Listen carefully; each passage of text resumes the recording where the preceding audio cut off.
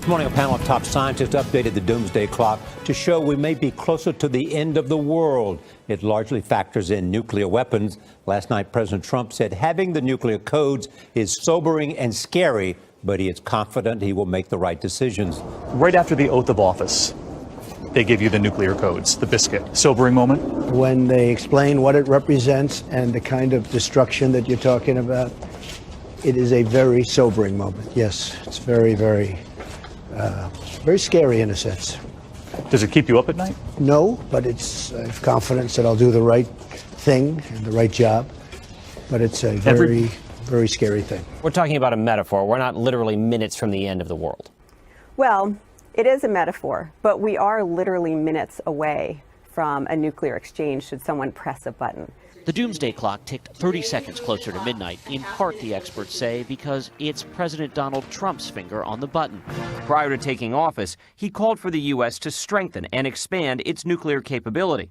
Does the election of a new president who might be more hawkish, is that grounds for moving the clock? Those are the issues that the Science and Security Board take into consideration. We very rarely make a decision based on an individual. We've moved it for Republicans and Democrats, and most recently under a Democratic administration. There are some that are going to say all you're doing is creating panic at a time when there's a lot of uncertainty.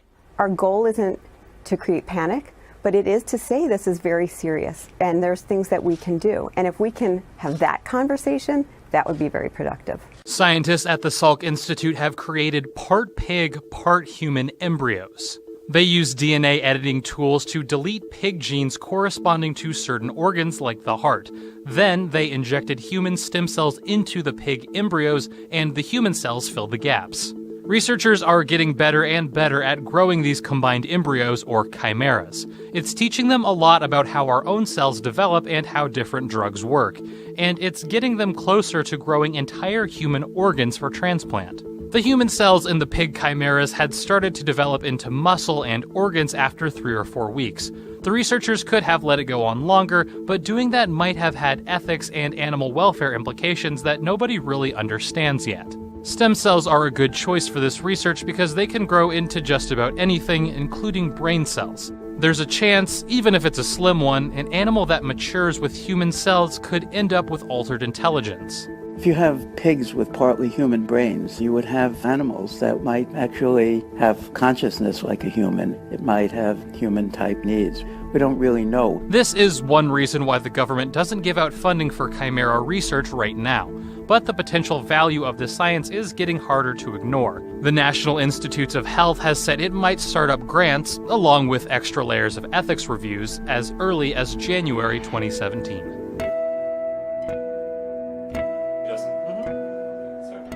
This man is controlling a computer game with information sent directly to his brain. No visual, auditory, or other sensory information helps him play. University of Washington researchers are testing direct brain stimulation as a way to tell the mind what to do. The fundamental question that we were asking here was, is it possible to send information from artificial sensors or computer-created worlds directly into the brain such that the brain can start to understand that information and make use of it to solve a task? Using this device attached to the head, signals are sent directly to the brain, telling the gamer whether to move the character in a maze forward or down. It's called transcranial magnetic stimulation, or TMS. So if you look at virtual reality technologies today, we use goggles, headsets, and displays, but ultimately it's the brain that creates reality for us. And so you can look at in the future, the possibility that the experience of virtual reality could be much more richer if we can send much richer information into the brain directly. So for example, the sense of touch, maybe even the sense of smell or taste, which we cannot do today.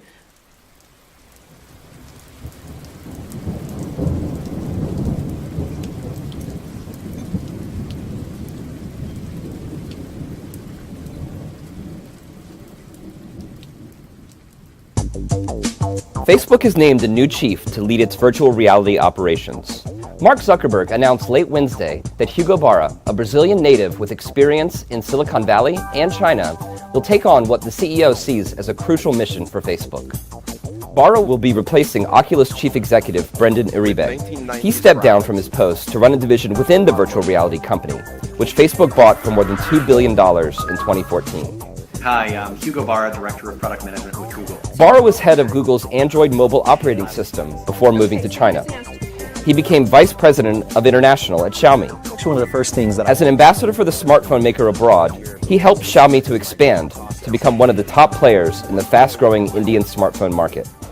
Earlier this week, Barra announced plans to leave China and return to Silicon Valley. He will lead Facebook's efforts to bring virtual reality to smartphones. Hugo shares my belief that virtual and augmented reality will be the next major computing platform, Zuckerberg said in a Facebook post. They'll enable us to experience completely new things and be more creative than ever before. Dragonflies have been turned into hybrid drones thanks to a joint effort between an engineering firm named Draper and the Howard Hughes Medical Institute. The project is called Dragonfly, and it involves placing a tiny solar-powered device on the insect's back for remote navigation. As one of the engineers, Jesse J. Wheeler, said in a Draper news release, the system pushes the boundaries of energy, harvesting, motion sensing, algorithms, miniaturization, and optogenetics, all in a system small enough for an insect to wear. One of these breakthroughs involved genetically modifying the dragonfly so that its neurons would be sensitive to light. By sending controlled signals through the pack, the team is able to effectively steer the insect in a given direction. The team hopes that one day these technologies could be used in a range of applications, including medical treatments and honeybee pollination. A powerful solar storm capable of knocking out the U.S. power grid could potentially cost the U.S. economy $41.5 billion per day, according to a new study. Solar storms are massive radiation emissions from the sun that can bring down electrical grids and satellite services on Earth. They can last for days to weeks to months, depending on the severity. If a massive solar storm hit Earth, the U.S. could suffer an extended blackout. There is no way to tell when a solar storm may hit or how bad it might be, but a new study published by researchers at the University of Cambridge attempts to quantify just how bad a powerful solar storm could affect the U.S. economy. They found a powerful solar storm could knock out U.S. manufacturing and finance for almost a month, costing the U.S. economy almost $1 trillion total. Two far-right extremists who'd reportedly been plotting attacks against refugees and Jews have been detained in Germany. Authorities have warned there could be thousands of similar radical cells across the country, which are becoming more and more active. German media claims such movements are also turning increasingly militarized. Raids have been carried out nationwide, with police discovering weapons, ammunition and explosives. Security services say such groups see themselves as enforcers of the will of the people. Meanwhile, German courts recently ruled out an attempt to ban the country's National Democratic Party, which is largely considered ultra-nationalist.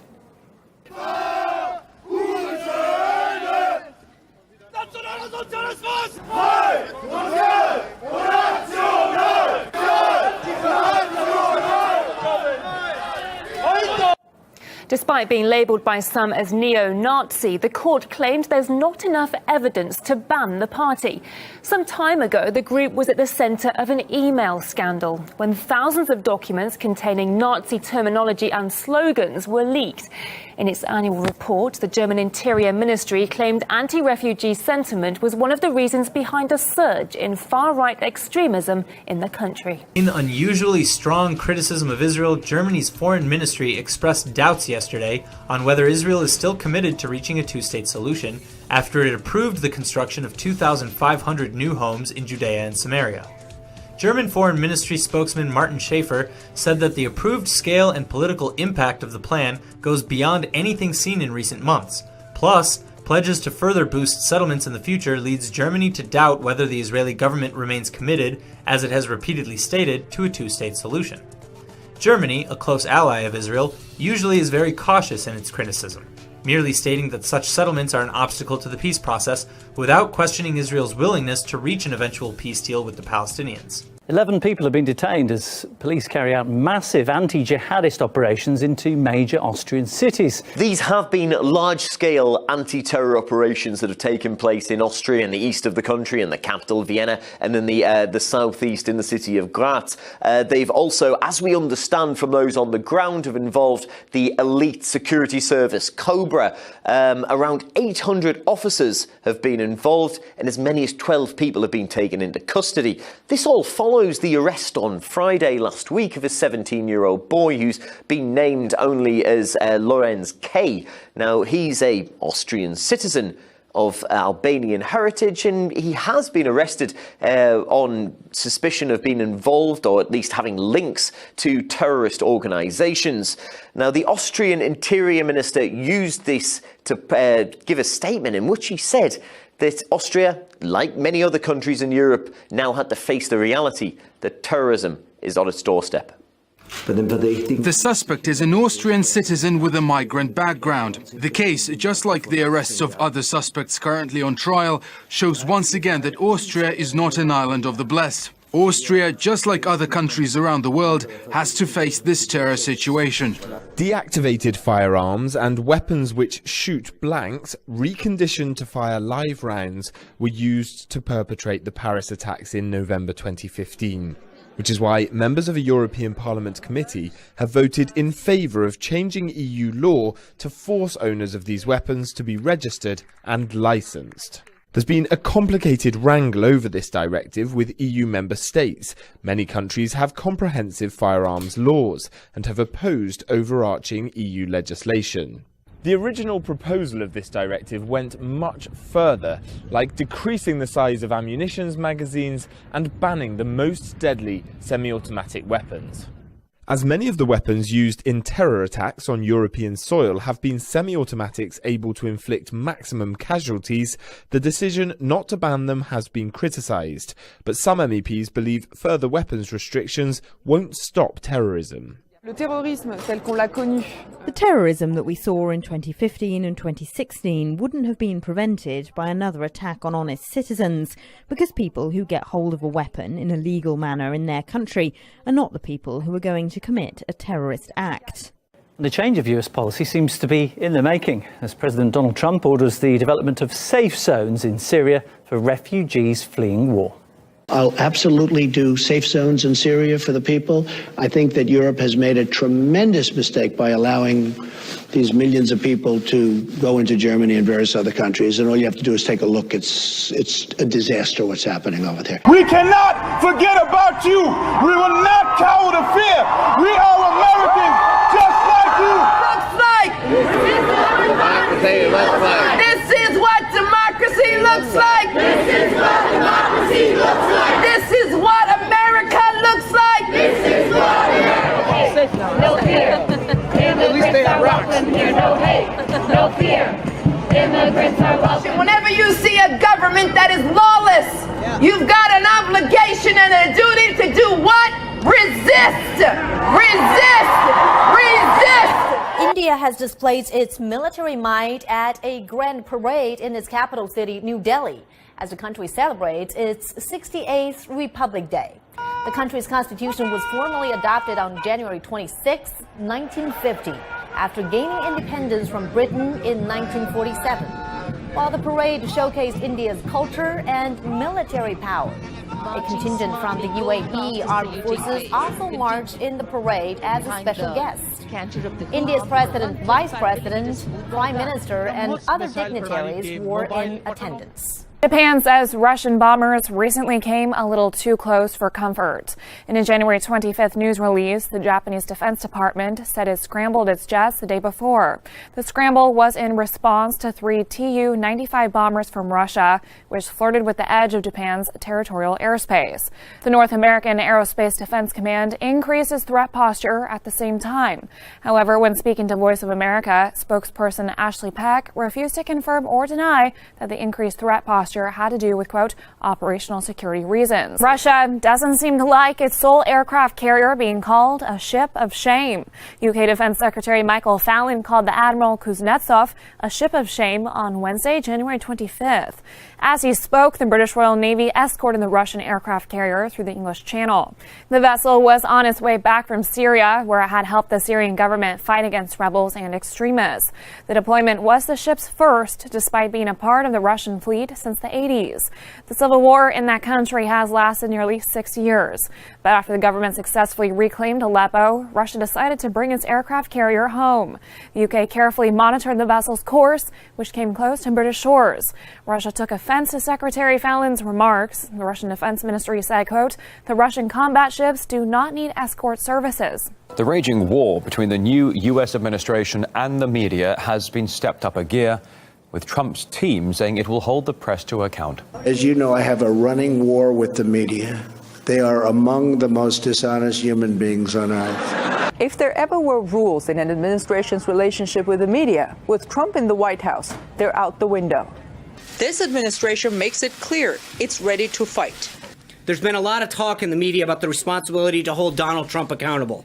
And I'm here to tell you that it goes two ways. We're going to hold the press accountable as well. Chief White House strategist and former executive of Breitbart News, Stephen Bannon, took a big swing at what he called elite media Wednesday evening. Speaking to the New York Times, Bannon repeatedly called the media the opposition party and dishonest, saying it should keep its mouth shut. The conversation was supposed to be about White House Press Secretary Sean Spicer, but Bannon made it clear he wanted to talk about the media, even telling the paper, I want you to quote this. National Park Twitter accounts are going rogue after the Trump administration's order to not post anything regarding climate change. On Wednesday, supposed employees at the National Park Service created a new Twitter account. The account describes itself as the unofficial resistance team of U.S. National Park Service. It began tweeting on Tuesday with an initial missive aimed at Trump. Mr. Trump, you may have taken us down officially, but with scientific evidence and the internet, our message will get out. NASA has also created a new account called Rogue NASA. Now there are over 20 resistance Twitter accounts, all claiming to be the creation of government employees determined to get the facts about climate change out. The Premier is seen arriving with the President. Another of those secret journeys has been safely made.